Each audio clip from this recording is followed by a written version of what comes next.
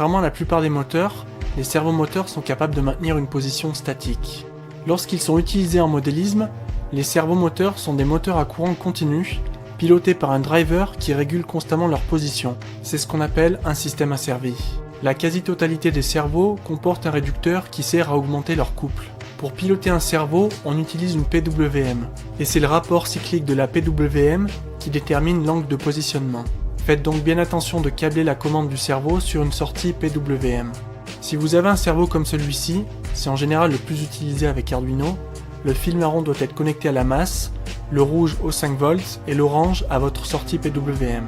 Autre chose très importante, le servo est limité à un débattement de 180 degrés, donc n'essayez surtout pas de lui faire un tour complet. Avant de mettre en place votre bras de fixation, il faut initialiser le servo dans sa position initiale, avec le programme suivant. Au tout début du programme, on inclut une librairie qui permet de simplifier la commande du servo. Ensuite, on déclare l'utilisation d'un servo comme ceci. Si vous souhaitez en utiliser plusieurs, il faut les déclarer ici. Enfin, on commande le servo dans sa position initiale. Maintenant, on peut mettre en place une roue ou un bras de fixation.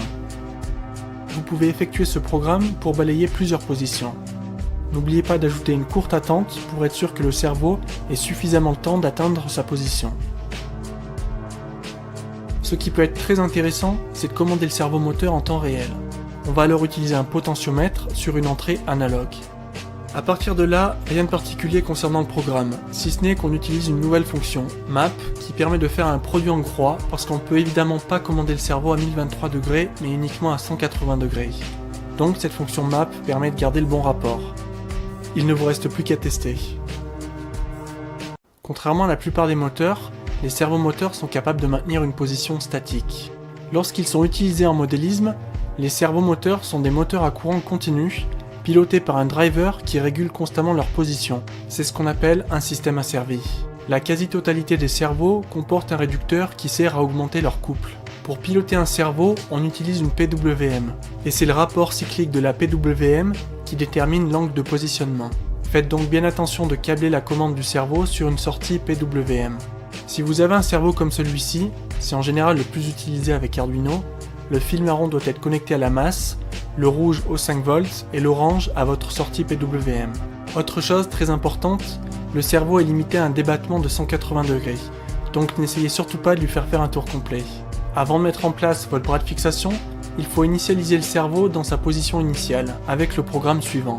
Au tout début du programme, on inclut une librairie qui permet de simplifier la commande du servo. Ensuite, on déclare l'utilisation d'un servo comme ceci.